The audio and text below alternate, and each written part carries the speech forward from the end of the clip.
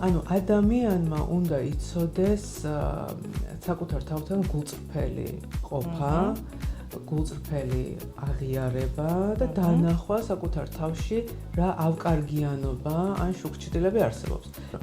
ეს ცხოვრება არის ისეთი, როგორც ის არის და მთელი ჩვენი წინააღმდეგობა მის მიმართ, რაც გვაქვს, იწვევს ჩვენში სტრესს. არ მოგწონს ჩვენი ასე ვთქვათ ჩრდილები, ჩვენ მაინც მოგწონს ჩვენთან მხოლოდ სინათლეში. ანუ ადამიანი არის ერთადერთი სულიერი არსება ამ ქვეყნად, რომელსაც შეუძლია რომ შეიცვალოს, ანუ თავის მდგომარეობაზე უარი თქვას, და ფუძე მაინც ყველა ურთიერთობის უნდა იყოს სიყვარული.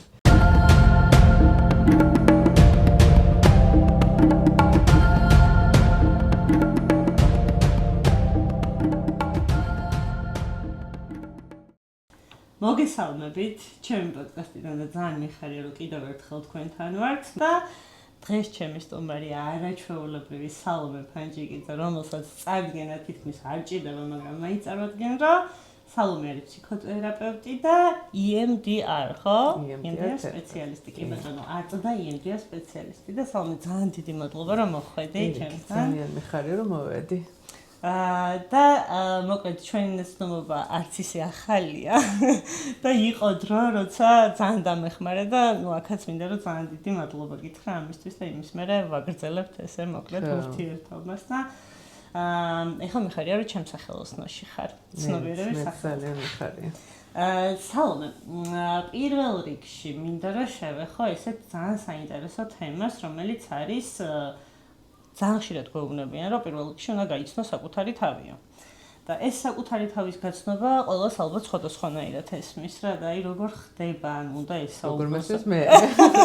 ხო, შენ როგორ გესმის და აი რას ურჩევ ადამიანებს, რომ როგორ შეიძლება რომ დავიწყოთ საკუთარი თავის გაცნობა, იმიტომ რომ აი რაღაც არეული რო ხარ და აი შენ თავთან ვერ ლაგდები პირველ რიგში, რა თქმა უნდა, ურთიერთობებს აისახება. როგორ ვიწყებთ საკუთარი თავის გაცნობა? იცი მე ამ იდეას რა თქმა უნდა ვეთანხმები, რომ საკუთარი თავის გაცნობა ჩემი აზრით სამყაროში ყველაზე აი ჩვენ ცხოვრებაში ყველაზე მნიშვნელოვანი რამ არის, იმიტომ რომ მაგის გარეშე მე მგონი აი არაფერს მნიშვნელობა არ აქვს, ისიც არ ვიცი, საზრისიც არ ვიცით, მაგის გარეშე საით მივდივართ, საიდან მოვდივართ, აი რა გვინდა, აი ვერაფერს ვერ გაარკვევ ადამიანი თუ ეს არის საკუთარ თავიდან თუ არ მოდის ეს ყველაფერი. და შესაბამისად ახლა ყველა ფილოსოფია თუ რელიგია თუ ფსიქოლოგია თუ რაც არ უნდა იყოს, მაინც მაგეთკენ მიდის რა, რომ დაგეხმაროს შეგაცნობინოს საკუთარი თავი. ოღონდ მე ამ შემთხვევაში აი ესეთ მიმართულებას ავიღებ ზოგჯერ აი არც თანამედროვე მიდგომებში, ან შეიძლება ახლა ინტერნეტში რაც უფრო გვხდება საკუთარი თავის შეცნობაში, მაინც უფრო ადამიანები გულისხმობენ საკუთარი სურვილების გამოცნობას თითქოს, რომ აი რა სურვილები გამოძრავს, ან რა ნიჭები გაქვს, ან აი რაღაცა ამის გავსი და მე ვფიქრობ, რომ ეგ ძალიან კარგია, რომ ეგ ვიცოდეთ, მაგრამ ამაზე უფრო მნიშვნელოვანი, ჩემი აზრით, არის ყველაფერი იმის ცოდნა, რაც აი როგორ ვთქვა, შეიძლება იყოს უფრო ჩრდილოვანიც კი ჩვენში. ანუ ადამიანმა უნდა იცოდეს საკუთარ თავთან გულწრფელი ყოფა, გულწრფელი აღიარება და დანახვა საკუთარ თავში რა ავკარგიანობა ან შუქჩიტილები არსებობს. როგორც წესი, მე რასაც ვატყობ საკუთარ თავიდან გამომდინარე და ისედაც რამდენი ადამიანი ძალიან ბევრი ადამიანთან მაქვს შეხვედრა, შეხება. თითქმის ყველას ჩვენი პრობლემა არის ის, რომ ძალიან გვიჭირს ჩვენ ისეთ მხარეებთან ურთიერთობა, რომელიც ჩვენთვე არ მოგწონს. და ყველაზე მნიშვნელოვანი აქ არის ის, რომ როდესაც ჩვენ არ იცი, რომ ეგ მხარე გაქვს, ან არ გინდა რომ გამოამჟღავნო საკუთარ თავსაც კი უმალავ, ხო? ეგ ცვლის მთლიან ჩვენს ქცევას, ცვლის მთლიან ჩვენს მოტივაციებს, მიზნებს, ყველაფერს ცვლის, ანუ ყველაფერზე გავლენას ახდენს. და ადამიანი საბოლოო ჯამში ისეთ გზებზე დადის, რომელზეც აი თავიც არ აქვს მაგ გზებზე სიარულის, ასე ვთქვათ რა და იკარგება და მე ის ძალიან დიდი ტვირთები ედება და ვერ ზიდავს და ცუდად არის ბოლო-ბოლო და ასე შემდეგ და მე როცა კრიზისში შედის ადამიანი, რასაც მე ყოველთვის ვეძახი, რომ ეს არის გამოფხიზლების ყველაზე მნიშვნელოვანი ეტაპი, იმის და მიუხედავად რომ კრიზისები ყოველთვის გაგვივიდა ვიცით რომ ეს ჯოჯოხეთი, ამის და მიუხედავად კრიზისი მაინც არის გამოფხიზლების მდგომარეობა, საიდანაც იწყება მაგ კითხვების დასმა, რაც ახლა შენთვე დასვე. რა ვარ, ვინ ვარ, რატო ვარ და ასე შემდეგ. სალომე, ანუ როგორ მიდიხარ მაგამდე რეალურად, რა მე მაინც ვფიქრობ, რომ ადამიანები ყველა ასე თუ ისე რაღაც ჩარჩოებში, სტერეოტიპებში და მოკლედ გავლენებში ვიზრდებით, ხო? მე უცებ რაღაც ასაკამდე მიდიხარ, ხვდები რომ ცუდად ხარ, რაღაცეები განძიმებს, რაღაცეები აღარ გჭირდება და უცებ საშინელ პანიკას აყავხარ რა, ესე მარტივად რო ვთქვათ რა. და სადღაც შიხში ხარ შესული, ხვდები და მე ეს სტერეოტიპების ნგრევა მიდის საკუთარ თავთან, უცებ ავტორიტეტებიც აღარ გყავს და საერთოდ სარიელი რჩები, ხო? და აი ამ სიცარიელის შევსებას ცდილობენ ეგრევე ადამიანები და ნუ მათ შორის ალბათ ვინც ყოფილა კრიზისში, შეიძლება რაღაცა არასწორი კუთხით წახვიდე და აი შევსება შეიძლება მეგობრებთან ურთიერთობით სიტყვაზე კლუბით ან რაღაცა ხელოვნური დანამატებით და ასე შემდეგ. აი მაგ დროს დგება ალბათ ხო კრიზისები, რომ ამ სიცარიელის შევსება ზოგჯერ არასწორად ხდება. აი რა უნდა გაკეთდეს მაგ დროს? აი მე ვფიქრობ ეს რაღაცას რომ საბოლოო ჯამში ყველაზე მნიშვნელოვანი რასაც მივყავართ კრიზისებამდე არის ზუსტად აი თავარი კითხვა რომ საერთოდ რატომ ვარ ან რას ვაკეთებ რომ ვარ ანუ უფრო მივყავართ ეგზისტენციურ საკითხებამდე არ შეიძლება ცხოვრება იყოს დაყვანილი ეგეთ მარტივ რაღაცაზე როგორც არის რომ როგორი ფორმით უნდა გავერთო ან რა ფორმის ურთიერთობები მქონდეს ეს არის ძალიან მარტივი ტექნიკური საკითხები რომელიც შეიძლება რომ ძალიან მარტივადაც გადაწყვიტოს ადამიანმა ხო მაგრამ ის რომ ჩვენ ვურთიერთობთ ისეთ რთულ რაღაცებთან როგორც არის სიკვდილი, როგორც არის ავადმყოფობები, როგორც არის ცხოვრება, რომელიც შეიძლება არ გვინდა რომ ვიცხოვროთ, ხო? არის ზოგჯერ რაღაც ისეთი სიტუაცია, როდესაც არ ცხოვრობ იმ ცხოვრებას, რაც გინდა, შენი სურვილების მიხედვით არ ცხოვრობ, ხო? რაღაც ვალდებულების მიხედვით ცხოვრობ, ან ცხოვრება არ ვიცი, რაღაცა მას შეიძლება რაღაცაში აღმოჩნდები, ხო? რომელიც სულ არ იყო შენი სურვილი. ამიტომ ეს არის ისეთი მომენტები, მე ვფიქრობ, რომ როდესაც ადამიანმა უფრო სიღრმისეულ ფიქრში უნდა გადაიყვანოს საკუთარი თავი, ვიდრე არის რითი შევისო სიცარიელე და თუ არის თუ არა სიცარიელის შევსება იმაში, რომ კარგი წიგნს წავიკითხავთ, მივაგნებთ თუ არა კარგი წიგნს. იმიტომ რომ ყოველ შემთხვევაში არის ერთგვარი შეიძლება იყოს ერთგვარი არ ვიცი აი ყურადღების გადატანის საშუალებაც, ანუ ამ კრიზისის გაძლების საშუალებაც შეიძლება იყოს გინა ვარჯიში, გინა გართობა, გინა მეგობრებთან საუბარი, მაგრამ ეს არ შეიძლება იყოს ფუნდამენტი ჩვენი ყოფის. კი ბატონო. ხო და ეხლა შეიძლება ძალიან რთულად ჟღერს მე ყოველთვის აი მაქვს ეს გრძნობა რომ მე როცა ამ თემებზე ვლაპარაკობ ადამიანებს აქვს გრძნობა რომ რთულად ჟღერს ეს ყველაფერი და სულ ყველას უნდა რაღაც მარტივი პასუხი არსებობდეს კი მეც მინდოდა მათ შორის რომ მარტივად მიმეღწია მაგრამ არ გამოდის აი რეალობა არის ის რომ არ გამოდის რა და არ გამოდის ერთი მარტივი მიზეზის გამო იმიტომ რომ ეს ცხოვრება არ არის ისეთი როგორც ჩვენ გვინდა აი ყველაზე მთავარი ალბათ სადაც ადამიანი უნდა მივიდეს არის ის რომ ეს ცხოვრება არის ისეთი როგორც ის არის და მთელი ჩვენი წინააღმდეგობა მის მიმართ რაც გვაქვს იწვევს ჩვენში სტრესს. ამიტომ ამ სამყაროს აქვს თავის კანონზომიერებები, როგორც არ ვიცი, ფიზიკურ სამყაროს აქვს თავის კანონზომიერება, მაგალითად არის გრავიტაციის და ეს არასოდეს არ შეიცვლება, არასოდეს. იმედი არ შეიცვლება. ყოველ შემთხვევაში, ნუ აი, ხო, არ შეიცვლება, რამდენჯერაც რაღაც ხელი უნდა გაუშვეს, ყოველთვის დავარდება და ესე იქნება. ისე არის ასე ვთქვათ პიროვნულ სულიერი კანონზომიერებები, რომელსაც ჩვენ ვექვემდებარებით, რომელსაც მოაქვს ჩვენთვის ან ზიანი, ან პირიქით, ხო? რაღაცა სიჯანსაღე, აი სისრულე, ხო, სიცარიელის საპირისპირო მდგომარეობა, ბედნიერება და ასე შემდეგ და ჩვენ შეიძლება გვინდოდეს, რომ ბედნიერება იყოს სხვა რამეში, გვინდოდეს, რომ ეს ბედნიერება იყოს, არ ვიცი, ლამაზ ჭურჭელში, მაგრამ ეს არასოდეს არ მოხდება. ეს შეიძლება იყოს ერთგვარი ყურადღების გადატანა, გამხიარულება, მაგრამ დროებითი. მაგრამ მდგომარეობა ბედნიერების არასოდეს არ იქნება იმაში, რაშიც არსობრივად ის არ არის. კი ბატონო. სალომე, მე მაინც ვფიქრობ, არ ვიცი, შენგან მაინტერესებს, რომ ზრდა სიმშვიდე და ყველაფერი ალბათ თავიდან იწყება საკუთარ თავთან რაღაცების აღიარებით, რაც ყველაზე მეტად უჭირთ ადამიანებს. აი, ეს აღიარება რატოა ამხელა პრობლემა რა?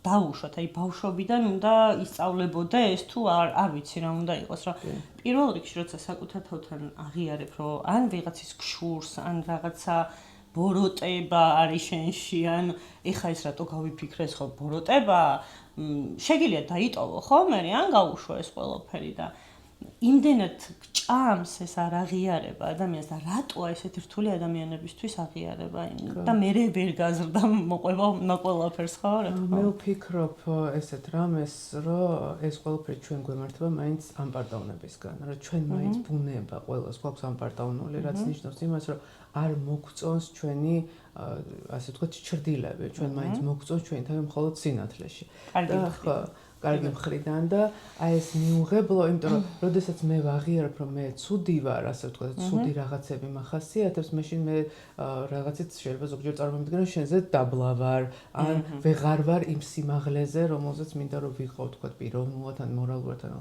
მოკლედ ყოველ შემთხვევაში ჩემი ესეთი არამხოლოდ დაკვირვებდა ამ ძალიან დიდი რწმენით, ეს არის ჩვენში ეს ამპარტავნული ბუნება, რომელთან ჭიდაობაც ჩემი აზრით ძალიან მნიშვნელოვანია, იმიტომ რომ ერთ-ერთი ყველაზე დიდი დატვირთვა თუ რატომ ვარ ჩვენ ხშირად ცუდად, მოდის მაქედან.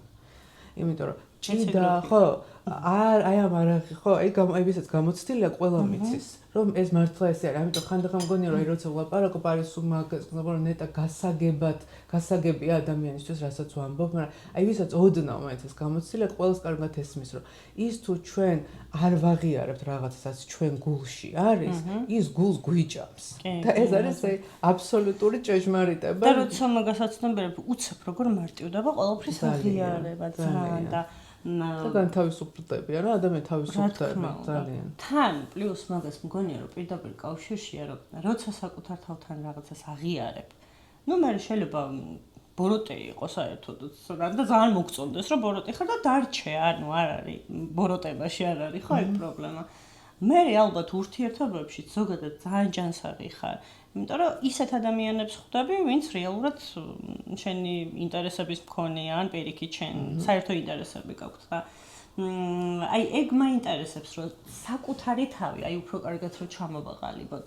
ნუ აღიარებით იწყება ზრდაც და საკუთარი თავის გაცნობაც. აი როცა ვაღიარებ დავუშვათ, რომ მე ვიღაცის მშურს დავუშვათ, აი უფრო ჩაშლილად რომ ვისაუბროთ ამ თემებზე, იმიტომ რომ ხშირად მეც როცა უსმენდი ხოლმე რაღაცებს ვერ ვიგები, კაი, ვაღიარე, მე რა გავაკეთო, აი ვაღიარე რომ ვიღაცის მშურს, აი მე რას ვაკეთებ. ხო. მე ვფიქრობ, მოდის ეტაპი უკვე ამისი შეფასების, რომ არის თუ არა ეს შური შენს ღირებულებით სინდისის მიერ სისტემებში, როცა მისაღები მდგომარეობა. და შემდგომ მე იწყება მოქმედება იმისთვის, რომ შეიცვალო. ანუ ადამიანი არის ერთადერთი სულიერი არსება ამ ქვეყნად, რომელსაც შეუძლია რომ შეიცვალოს, ანუ თავის მდგომარეობაზე უარი თქვას. ეს არც ერთ ცხოველს არ შეუძლია. ვერ დაგეგმავს კატა და ძაღლი ვერაფერს სხვას გარდა იმისა, რაც მათ ინსტინქტურად ახასიათებს. ეს მარტო შეგვიძლია ჩვენ. და ამიტომ ეს პრივილეგია, რომელიც ჩვენ გვაქვს, ვფიქრობ, რომ უნდა გამოვიყენოთ ჯერ ერთ და მეორედ უკვე მიანიშნებს, რომ რამდენად აღმატებულია ჩვენი ყოფიერება და რამდენად ესე იგი ეს მნიშვნელოვანი არის. არ შეიძლება იყოს მეორე ხარისხოვანი მდგომარეობა, როცა ჩვენს პიროვნებას ვათავისუფლებთ რაღაცა სიმძიმისგან, ხო? არ შეიძლება ეს სამყაროში იყოს რაღაცა მცირე ხარისხოვანი მოვლენა, პირიქით. იმიტომ რომ ვინც ამას არ შვება ხო, მე მოაქვს ცხოვრების ის სიმძიმეები, რომელთან ურთიერთობა ჩვენ ძალიან გვიჭირს. აი რომ ვიძახით, რომ ვიღაცა თავისი ეგოიზმით გვაზარალებს, ვიღაცა თავისი რაღაც ბუნებით, ხასიათით გვტკენს, ხო? მაშინ ჩვენც თუ იგივე ვართ და არასოდეს არაფერს არ ვშვებით, მაშინ მეორე ადამიანთან არ უნდა გქონდეს პრობლემა. მაშინ უნდა თქვათ, რომ ნუ სამყარო ესეთი ყველა ერთმანეთს ვტკენთ, მაგრამ ჩვენს ხო ვიცით, რომ ძალიან მძიმეა ეგეთ სამყაროში ცხოვრება. ამიტომ ეს პასუხისგებლობა ყველამ თავისი თავიდან უნდა დაიწყოს. აი ეს არის საკუთარი თავის შეცნობის მნიშვნელობა მანდ არის, იმიტომ რომ საბოლოო ჯამში თუ დაუფიქრდებით, ყველაფერი რაც სამყაროში ხდება, უმეტესი რამე ხდება ადამიანის ხელით. მოკლედ იმის თქვა მინდა, რომ რაღაც დაუბრუნო შევაჯამოთ თუ მოვამრგვალოთ ეს შემეცნების თემა, არის ის, რომ ერთ-ერთი მნიშვნელოვანი ფაქტორი თვით შემეცნებაში და საკუთარი თავის გაცნობაში არის აღიარება იმისი, რაც ჩვენ ვართ რეალურად, შემდგომ არის ამის შეფასება, რაღაც ღირებულებით, მორალურ სინდისის მიერ, შინაგან აი გულის მიერ კიდე მას დავამატებთ მდგომარეობით და შემდგომ არის ამის ცვლილება. იმიტომ რომ ჩვენ უნდა გავიაზროთ ჩვენი მოქმედებების პასუხისმგებლობა. აი ეს არის ძალიან მარტივი რამე, იმიტომ რომ ჩვენს მოქმედებებს აქვს შედეგი არა მხოლოდ ჩვენ თავზე, არამედ გარემოზე, მაგრამ თუნდაც რომ ეგოისტურად ჩვენ თავზე იფიქრო, მაგრამ თუნდაც ამ კუთხით, რომ აი თუნდაც ვაღიარო, რომ ეგოისტი ვარ რა, ანუ ხო. ხო, და ეგოის რა მოაქვს, ეს აუცილებლად შესაძლებელია, რომ შენს ეგოისტურ მოქმედებებს ხონდა შეაფასო, რაც მოაქვს შენთვისვე. აი ეს არის ძალიან მნიშვნელოვანი, იმიტომ რომ რისი გამცემიც ხარ, უკან სხვა რამეს როგორ უნდა ელოდო, ხო? სხვა რამე არ დაბრუნდება, ხო? რასაც გასცემ შენიაო და ეთანხმები აბსოლუტურად. ანუ როგორც შევაჯამეთ, აუცილებლად თავიდანვე, ბავშვობიდანვე თუ არის შესაძლებელი რომ ეს ვასწავლოთ, ბავშვებს ჯერ ეგ მაინტერესებს. აუცილებელია რა. მე ვფიქრობ, ისეთ უცნაურ რაღაცებს ვასწავლეთ ჩვენ შვილებს. აქ ჩემ თავს ნაღდათა ვერ გამოვყოფდი და რა უცნაურ რაღაცებს გვასწავლეს ჩვენც. ანუ რაღაცა ისეთი ყოფიერი ღირებულებები გვასწავლეს და სულიერი ღირებულებები არ გვასწავლეს. აი მე ვიტყოდი რომ ეს არის ძალიან დიდი შეცდომა. შეიძლება ხა გვასწავლეს რაღაცა მორალური ჩარჩოები, რომ ეს, მაგრამ აი რეალური არც მაგალითებს არ იძლეოდნენ, იმიტომ რომ მაინც ადამიანი მაგალითით ყველაზე მეტად სწავლობს. ესე უნდა იყოს და მორჩა ესე წესები და არა ის რომ ეს იყოს მაგალითი, ეს იყოს აი რეალური ნაბიჯები გადადგმული, რასაც ბავშვი უყურებს, აღიქვამს. ხო, მაინც ბავშვობიდან ისწავლება, მაგრამ თუმცა არასდროს არ არის გვიანი, იმიტომ რომ მე 40 წლის ასაკში თავიდან ვწვდიდი, ეგ იმას არ ნიშნავს, რომ დედამ ცუდად გამზარდა, მაგრამ საკუთარი თავის გაზრდა ბევრს უწევს თავიდან, იმიტომ რომ ხო, ბევრი რაღაცის გამო. ესე იგი, გავიცანეთ საკუთარი თავები, ვაღიარეთ ჩვენი რაღაცეები. შევცვალეთ რაც შესაძლებელია, დავიტოვეთ რაც დასატოვებელია, თუმცა მიუხედავად იმისა, რომ ჩვენი ცუდი თვისებები მივიღეთ, სუბუქად გრძნობთ თავს, იმიტომ რომ თუ ვინმე დაუშვათ შეფასებას მოგცემ, იცი რა არის, შენ ძალიან ეჭვიანი ხარ, ან ძალიან ცუდი ხასიათი გაქვს, მაგალითად, ხო, მე ცუდი ხასიათი მაქვს, მარტივად გეუბნები და აღარ გეჩხუბები, ესეა, ხო? ანუ მივიღე მე ჩემი თავი, იმით რომ ცუდი ხასიათი მაქვს და ახლა უკვე გადავდივარ იმაზე, რომ დავუმეგობრდი ჩემ თავს, აღარ განვიკითხავ რაღაცეების გამო, იმიტომ რომ ნახე, ეხა აღიარების მერე მაგალითად, ჩემ შემთხვევაში პირადად რაც იყო, არ ვიცი ეგრეა თუ არა, ზოგადად ეგ მინდა რომ ვკითხო. აღიარების მერე მოდის ძალიან დიდი კრიტიკა საკუთარი თავის, რომ რატო ხარ? აი რატო ხარ ცუდი, ვაიმე ცუდი ვარ, ვაიმე ეჭვიანი ვარ, აი უცებ პანიკაში ვარდები რა, რომ ვაღიარე. აი მაგ დროს მოკლედ ალბათ გადავდივართ იმ ეტაპზე, რომ ვიღებთ ან ვუშვებთ და საკუთარ თავთან დამეგობრებულები უკვე ხვდებით სხვა ადამიანებს. ეს იქნება მეგობრები, ოჯახის წევრები, ახლიდან თუ პარტნიორები და ბევრად უფრო ჯანსაღ ურთიერთობაში შევდივართ, ხო? აი ამ დროს, როცა უკვე გაზრდილებიდან აღიარებები ვართ. მაშინ უკვე კონფლიქტებიც ნაკლებია, ამაზეც ვთანხმდებით, ხო? რა ხდება იმ შემთხვევაში, თუ მაინც ვერ ლაგდება ურთიერთობა, კონფლიქტის გარეშე უბრალოდ აღარ გსიამოვნებს ვიღაცასთან ურთიერთობა, იმიტომ რომ მაგის მერე რაც საკუთარ თავს ზრდი და რაღაცებს აღიარებ, ხვდები რომ ბევრი ადამიანი შენ ცხოვრებაში ისეთი დოზით აღარ გინდა იყოს, როგორიც მანამდე იყო. თუნდაც სხვისი ცხოვრებით აღარ გინდა ცხოვრება და ესეც აღიარე, რომ იცი რა არის, მე ის რომ მეუბნებოდა რომ წამომყევი და უშვათ დღეს აქ. მე უკვე უარის თქმა შემიძლია, იმიტომ რომ ვაღიარე ჩემთან, რომ აი მე თუ ჩემ მეგობარს სადღაც დავყვებოდი, სადაც მთხოვდა, აი საერთოდ არ მდომებია რა და ეხლა უარი უნდა უთხრა და ამიტომ წინს და რაღაცა დისტანცირდება ურთიერთობები. მე ძალიან მიყვარს მაგალითებით ლაპარაკი, იმიტომ რომ მგონია რომ უფრო კარგად გასაგებია იმისთვის, ვისაც ეხლა ეს მდგომარეობა აქვს.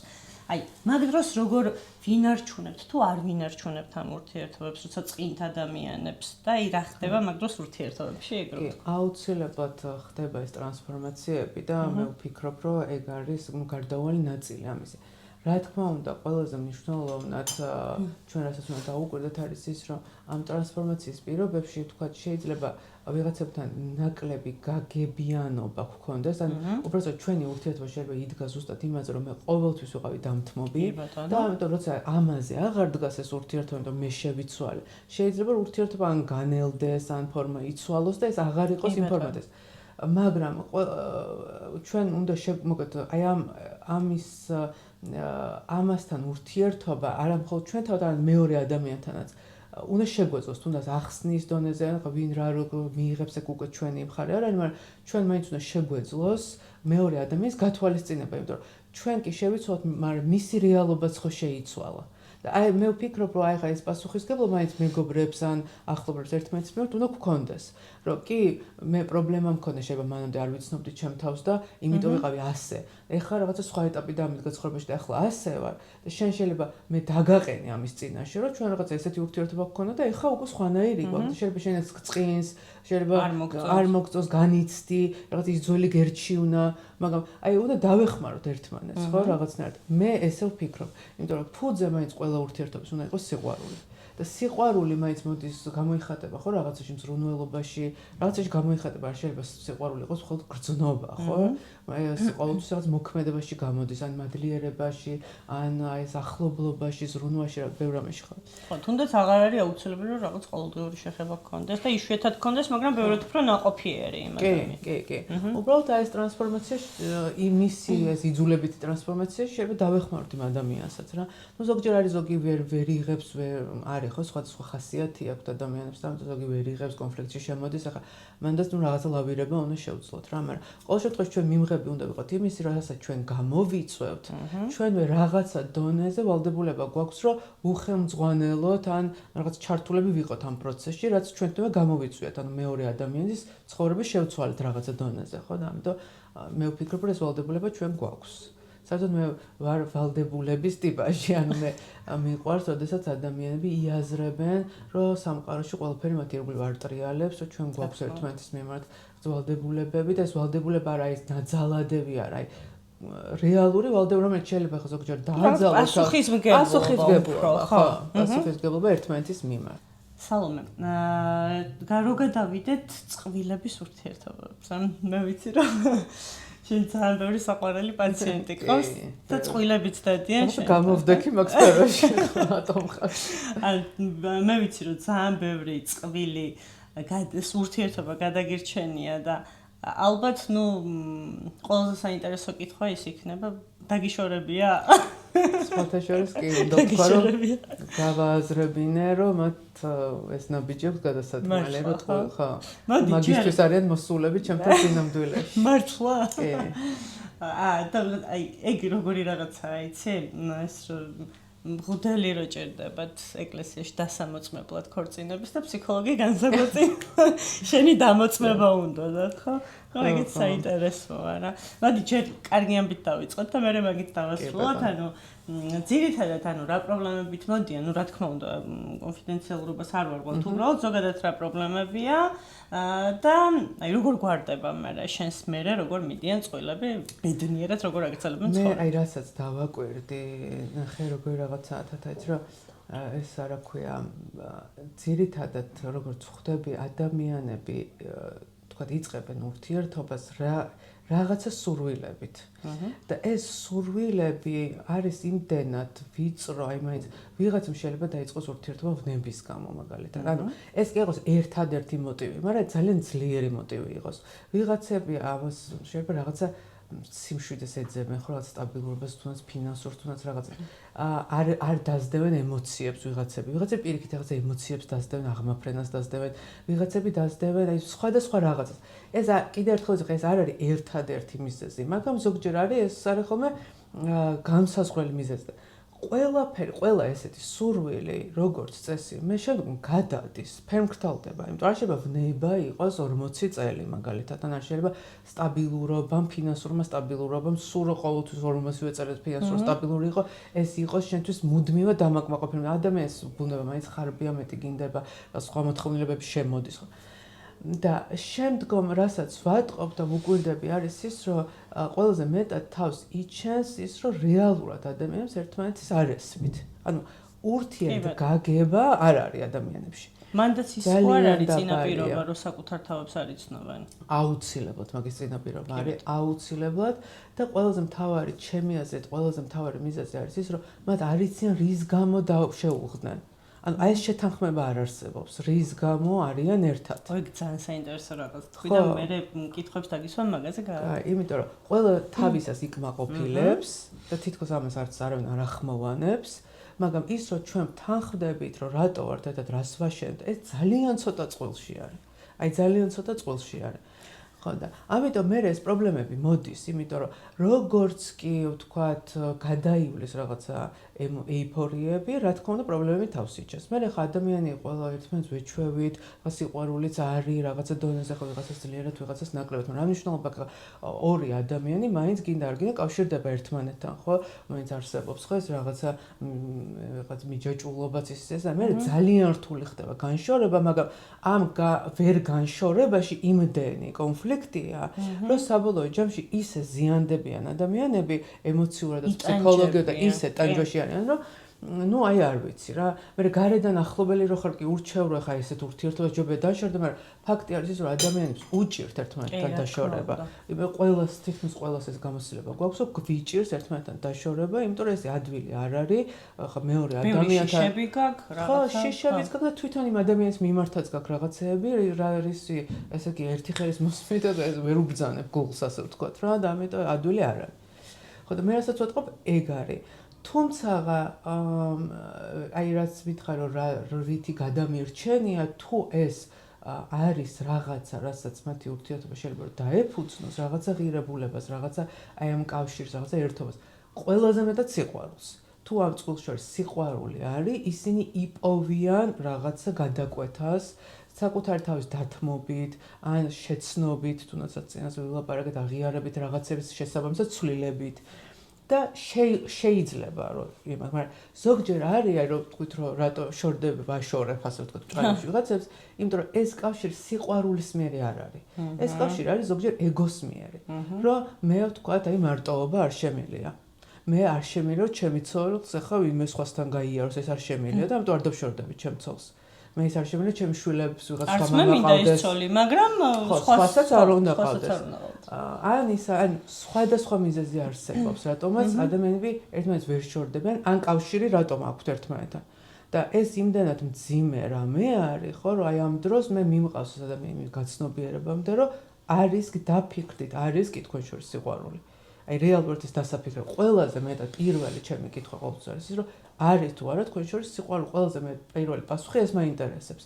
და არა იმწავს. ხო, მაგრამ იციან არის თუ არა სიყვარული? კი, ყველა მიცის. ყველა გზნობს თავის თავში არის თუ არა სიყვარული რა, ყველა გზნობს. შეიძლება ვიღაცა მითხას რომ არის სიყვარული, მაგრამ ეს არ არის საკმარისი. იმიტომ რომ უკვე იცარიელდება ჩემი სიყვარული, ასე ვთქვათ, მისი მოქმედებებით, იმითი ამითი. ზოგჯერ ადამიანები არ არის სიყვარული, აღარ არის, ვერ ვგრძნობ, მაგრამ არის ადამიანური. შეიძლება აი ერთ მაგას ეს სხვა არის, ხო? ადამიანური თავისთავად, იმიტომ რომ კიდევ ერთხელ ხა 10 წელი ვიღაც ისე ნაცხოვრები გაქვს, როგორ შეიძლება მის მიმართ არ გქონდეს ახლა გრძნობა და სულ ერთი იყოს, ხო, სულ ერთი იყოს. ანუ აი ამის გარჩევადობას მე ვაკეთებინებ ადამიანებს. მაგრამ ზოგჯერ აი ხა მე თვითონ ვერ ვგრძნობ, ხა ვის უყვარს და ვის არ ერთმანეთ ხა ეს იგრძნობებიან ერთმანეთს, როგორ უყურებენ ადამიანები. შენ თერაპიების მე ხო არ შეყვარებიათ ერთმანეთს. რა ვიცი მედი, მაგრამ კი არ ვიცი, ჩემს არ ვთქვამთ. და შენი აზრით რა არის სიყვარულისა? მე თუ მკითხავ, აი რეალურად მე რაც მინახია, გარდა რაღაც ემოციური მდგომარეობის, რომელსაც განის მეორე ადამიანის მიმართ, ყველაზე მეტად სიყვარული არის მოქმედებაში. და ეს მოქმედება ჩემი აზრით არის შენი ეგოს დათმობა მეორე ადამიანისთვის. ამაზე დიდი გამოვლენა სიყვარულის მე არ ვიცი რა. როდესაც შენ შეგიძლია უარი თქვა შენს სურვილზე, შენს რაღაცაზე მეორე ადამიანის გამო. აი შეიძლება ძალიან გინდოდეს სხვა ადამიანი. ხო, არის რა, არავინ არ თქვას, ყველას გვაქვს ნებები და მით უმეტეს დიდხნიან ურთიერთობებში არის შეიძლება ნება სხვისკენ წაგივიდეს და ამას ვერავინ ვერ აკონტროლებს, მაგრამ აი ის რომ შენ შეგიძლია, შენ ამას იზამ უბრალოდ შენი მეორე ნახევრისთვის. შენს გვერდით შეიძლება, ნუ დაუშვათ. რატო ზოგიერთ ადამიანები ღალატობენ ერთმანეთს, ხო? მაგრამ ის რომ შენ შეგიძლია რომ ამას შეეწინააღმდეგო შენს თავში მეორე ნახევრისთვის, რომ შენ შეგიძლია რაღაცები ასე ვთქვათ, აი ის რომ გული არ ატკინო მეორე ადამიანს, ამიტომ შენ დათმო შენი ხასიათი, დათმო შენი რაღაცა ცვევა, შენი სისუსტეები. აი მე ვფიქრობ, ამაზე დიდი გამოვლენა სიყვარულს არის, ყოველ შემთხვევაში ჩემთვის თუ ვინმეს ეს გაუკეთებია, ამაზე მეტად შეყვარებული მე არასდროს არ მიგძვნია ჩემი თავი. აი რომ მართლა რომ უყვარხარ ვიღაცას, აი მაგაზე მეტად არასდროს არ მიგძვნია. არც ერთ სიტყვას არ შეუძლია, არც ერთ მოფერებას, იმიტომ რომ ეგ ზუსტად ვიცი რომ სხვასაც ეგრე ეკუთვნის.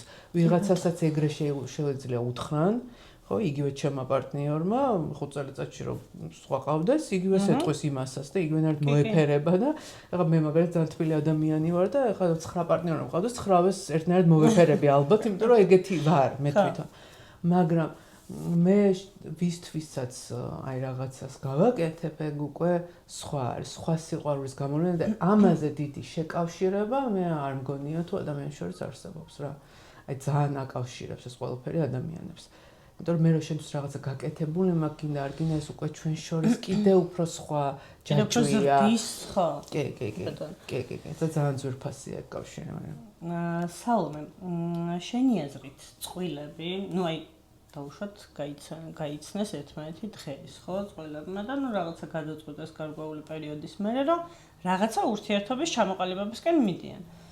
უნდა საუბრობდნენ თუ არა სამომავლო გეგმებზე მანამ სანამ დაიწყებენ ურთიერთობას, ნუ ურთიერთობის დაწყების მერე და რა თქმა უნდა ქორწინების მერე, ეხლა ცალსახად კი, მაგრამ ჩემი აზრით, ანუ სადამდე მივიდივარ, ჩემი აზრით ადამიანები როცა ხვდებიან ერთმანეთს, არ არიან გულწრფელები ერთმანეთის წინაშე. თუნდაც ის, რომ თავიდანვე გააცნონ ერთმანეთს ინტერესები, რომ მე ვარ დაუშვათ ძალიან გართობის მოყვარული ადამიანი და აი პარასკევს და შაბათს ვატარებ ბარებში და ყოველთვის რაღაცა ეს არის ჩემი გართობის წინი.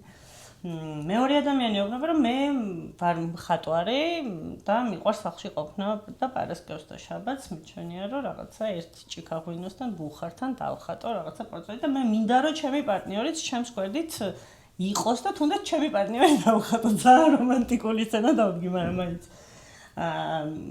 შეიძლება მე როცა ბარებში მიყვარს სიარული და დალევა, აი ძალიან ცუდი რუტინა იყოს ჩემთვის. ხა პარასკევის საღამოს სახლში გატარება და რაღაცა ვიჯდე ბუხართან ჭიქაღვინით ხელში. აი ესეთ რაღაცებზე რო არ საუბრობენ, მგონია რომ თავიდანვე ან მინდა რაღაც სამომავლო გეგმებზე, რომ მინდა რომ საზღვარგარეთ წავიდე საცხოვრებლად, ან მინდა რომ ხელად სოფელში გადავიდე. მგონია რომ ეგ ყველაზე მეტად აფუჭებს მე, იმიტომ რომ მე ხდებიან გახსნილები ვეღარ მალავენ ამ საკუთარ იმას. ან თავიდან მგონია რომ ყველაფერს აკეთებენ იმისთვის რომ ერთად იყვნენ, იმიტომ რომ ის ნება შენ რაც ახსენე ძალიან დიდია. თავიდან მგონიათ რომ დათმობენ ერთმანეთის გამო რაღაცებს და მერე ვერთმობენ. თვლი თუ არა სანამ ურთიერთობა დაიწყება და სანამ რაღაც ძალიან შეუყვარდებათ ერთმანეთი თუ მიეჩვევიან ერთმანეთს, აი ესეთი თემების განხილვა უნდა ხდებოდეს. ალბათ უნდა ხდებოდეს. ალბათ ეხა ყველას თავისი აქვს ალბათ დისციპლინა ამ კუთხით რა, მაგრამ სავარაუდოდ უნდა ხდებოდეს და სხვათა შორის ერთ-ერთი ყველაზე მძიმე რამე რაც ადამიანს ერთმანეთს აშორებს არის წყენები. აი ყველაზე მეტად რითითაც ერთმანეთს ჩვენ ვერ ვუგებთ და აი ურთიერთგაუგებრობა რითითაც ხდება ნებისმიერ ურთიერთობაში, არა მხოლოდ წყვილებში, არამედ დედაშვილობაში, მამაშვილობაში, დაცმობაში, მეგობრობაში არის წყენები. და აი ეს ვერ ლაპარაკი ყველაზე მეტად მოდის წყენებზე. რომ ადამიანები რაღაც ისე იგროვებენ გულში რაღაცა წყენებს და თან მერე ესეთი უცნაური აი ყველაზე ესეთი დაკვირვება ჩემი იყო ეს, რომ არასოდეს სანამ გარედან არ შევხედე ვერ დავაკვირდი, რომ ამას ყველა ესე ვაკეთებთ. რომ როდესაც ადამიანი აი ჩემს კაბინეტში ეუბნება ერთი მეორეს სოლი ქმარს ამ პირიქით, რომ აი მე შენგან წყინს, იმის მაგალითად რომ ჩვენ ვთქვათ, რომ უი ბოდიში, რომ მე არ მინდოდა რაღაც აი იმის მაგალითად ჩვენ გავუგოთ ერთმანეთს რომ ერთმანეთს ვაწყენ, ყველა გადადის თავის მართლებაზე. თავდაცვაში. ყველა. აბსოლუტურად. ეგეც ხო აღიარების პრობლემაა. ზუსტად. მე არ მინახავ სხვანაირად მომხდარიყო, აი გავგიჟდი და მე დავიწყე დაკვირვება, რამდენად მე თვითონაც და ძალიან ბევრი ირგვლივ არა ჩემ კაბინეტში, ასე ვთქვათ, ესე მოქმედებს. რომ იმის მაგალითად რომ მე გავიაზრო და გავიგო, რომ ჩემგან გამოსული რაღაცა შეიძლება ადამიანს ტკენდეს გულს. ამის მაგალითად მე ვიწყებ თავის მართლებას ისევ ჩემი ამ პარტნიორებით, რომ როგორ შეიძლება მე ვიყო დამნაშავე რაღაცაში, ხო? იმიტომ რომ აბა შენ რომ ესე მეუბნები, აბა მე ხა არ ვქნა ესე, აი რაღაც თავის მართლება, მიუღებლობა რა მოკლედ. რაღაცა მდგომარეობის და შესაბამისად აი ეგ მომენტიც ხო რომ ვთქვათ მე შეიძლება დაგითმო შენ ის რომ შენთან ვიყო პარასკევს საღამოს, შენ შეიძლება დამითმო ის რომ ხანდახან მე წავიდე კლუბში ან წამომყვე თუნდაც ან მე მარტო ვიარო, მაგრამ ეს უნდა მოხდეს იმ ზღვარზე, სადაც ჩვენ ერთმანეთს არ ვდგენთ ამითი გულს. ხო, რომ შენ მე არ მაბავ სადღაც და შენი სითამამით თუ რაც ქვია თავისუფლებით არ ვნებ მე, იმიტომ რომ მე შეიძლება მართლა არ არის ხო უხერხულობებიც არსებობს ახლა ზოგჯერ ხან ეჭვიანობა ხან ის საერთოდ ბუნებრივია ხო რომ სულ ჩემს გარეშე რო ხარ სადღაც. მოგეთ, იმის თქმა მინდა რომ წყენები ძალიან მნიშვნელოვანი რამეა, რომელსაც ადამიანმა ყურადღება უნდა მიაქციონ, ლაპარაკის თემა უნდა იყოს ეს ერთმანეთში ოღონდ მიმღებლობის ფონზე. ჩვენ თუ არ გვაქვს იმის მე შეიძლება სულ არ მინდოდა რომ მეწყენებინა შენთვის. იმიტომ რომ მაგალითად იმ სიტყვაზე მე არ ვარ ყურადღებიანი ადამიანი, მაგრამ მე თვითონ არ მწყინს, როცა ჩემს მიერ ზედმეტ ყურადღებას არ გამოხატა, იმიტომ შეიძლება მაწუხებდეს კიდევაც რა, ეხა ალბათ რომ ვარ და 9 კაცმა რომ დამინეკოს რომ როგორ ხარ ისე მაწუხებს, შეიძლება ტელეფონიც არ ავიღო, იმიტომ რომ სიცხარო მაგ არ მაქვს მაგისთან. ამიტომ ხანდახან რაც მე არ მომწონს და რაც შეიძლება მე თვითონ არ გავაკეთო, მაგრამ შეიძლება შენთვის იმდენად მნიშვნელოვანი იყოს. რომ მე მეგობრობაში ამას მეტყვი, რომ მე ესე ვგრძნობ თავს, რომ შენ ფეხებზე გკიდია მე რომ ავა თუ არ და არ გაინტერესებს.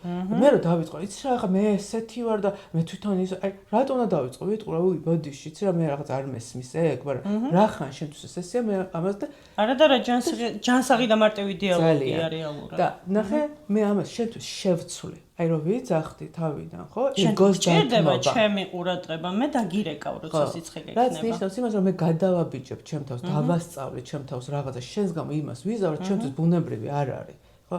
და არ შეიძლება რომ შენთვის ეს უფრო ძვირფასი არ გახდეს, ვიდრე იმ ადამიანის თუნდაც ყურადღება, რომელიც ისედაც ყურადღებიანია. შეიძლება უფრო ჩემი დააფასო, ასე ვთქვათ, ამ შემთხვევაში და აი ეს კავშირი მე ხო, აბსოლუტურად კიდე სხვა საფეხურზე გადააქვს ურთიერთობები ნებისმიერი. ყველანაირი ურთიერთობა რა. მე მithumetes პარტნიორული, რომელიც ახლა იმდენად მნიშვნელოვანი ჩემი აზრით ყველაზე მნიშვნელოვანი ურთიერთობაა რა. აი ჩემი აზრით ძალიან ფუძე არის ბევრი რამის და რა თქმა უნდა როცა სწორია ეს ურთიერთობა და ესე ძალიან ბევრი რამის ფუძე არის და ამიტომ მნიშვნელოვნად მივიჩნევ მე რომ ეს იყოს რაღაც სწორ ფუძეზე დაფუძნებული. სალომე, შენი აზრით საქართველოში როგორ მდგომარეობა ახლა ანუ ბევრი წყვილის ურთიერთობის გადარჩენა შეიძლება ფსიქოთერაპიებით? კი, ჩემი აზრით კი. საერთოდ მე ვფიქრობ, რომ ადამიანები თუ ისწავლიან დახმარების თხოვნას, ეს იქნება ძალიან გადასარავი საწყისი ყველაფრისთვის, იმიტომ სამწუხაროდ განსაკუთრებით კაცებს მაინც ძალიან უჭერთ, რომ ითხოვან დახმარება. აი განსაკუთრებით მით უმეტეს ზოგჯერ არის რაღაც ტაბუირებული თემები, სადაც არ ითხოვენ დახმარება. ძალიან იშვიათია, რომ კაცი იყოს ინიციატორი თერაპიის, არიან ხოლმე, მაგრამ ძალიან იშვიათია. ეს ერთი ცოლებს რომ მოყავთ კაცები მაინც რთულად მოდიან, ეს მეორე. ნუ მაინც აი დაიწყეს. შეურაცხყოფელია თითქოს. აი შეურაცხყოფელი არ არის. აი თითქოს აი შეიძლება შეურაცხყოფელი არ არის, მაგრამ რაღაც ესეთი მომენტია, რომ თითქოს მათი ოჯახის თემა თუ რაღაცა არ ეხება სხვას, ხო, არ შეიძლება. რაღაც აი ეს ჩაკეტილობა არსებობს, ახლა მენტალობა ამ ჩაკეტილობის ნამდვილად არსებობს რა.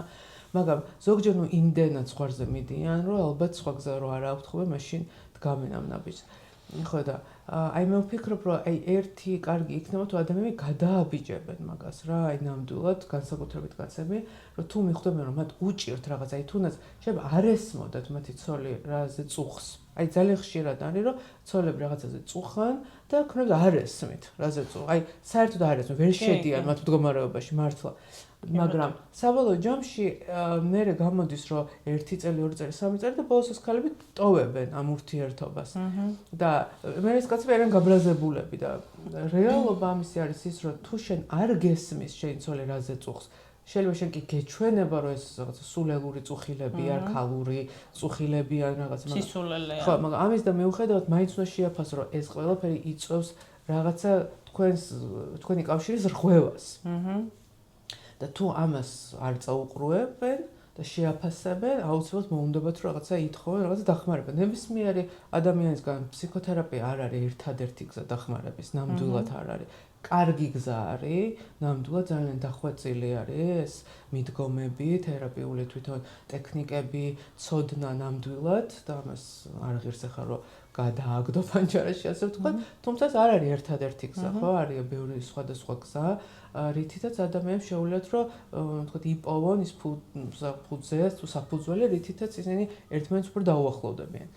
ხო და ну, ამიტომ მოკლედ მე ვიტყოდი, რომ კარგი იქნება თუ აი ამას გაიაზრებენ, რა არ წაუყურებენ იმას, რომ მათ პრობლემები აქვთ. გასაგებია. ესე იგი რომ შევაჯამოთ. პირველ რიგში უნდა დავიწყოთ საკუთარი თავის გაზრდით, აღიარებით რომ იწყება იმ გაზრდით. კი ბატონო. მერე უკვე შევძლებთ ასე თუ ისე ჯანსაღ ურთიერთობებს სხვებთანაც, აუცილებლად უნდა ვიყოთ გულწრფელები ერთმანეთთან.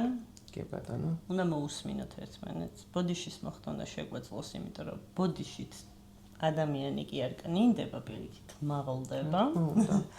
და მერე რა ვიცი გვეშველება ალბათ ჩვენს და ჩვენს პარტნიორებსაც და რომ მარტივი ხება, ანუ აღარ რთულდება ისეთი მარტივი რაღაცეები, რომელიც ნამდვილად გადაწყდებოდა, რომ არა ჩვენი ამპარტავნება და ეგო. კი ბატონო, ნამდვილად და სიჯიუტა რა თქმა უნდა. ზუსტად.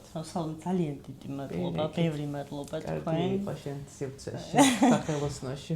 ძალიან მიხარია რომ მოგეწონა. სალომეს დიდი მადლობა და თქვენს ძალიან დიდი მადლობა.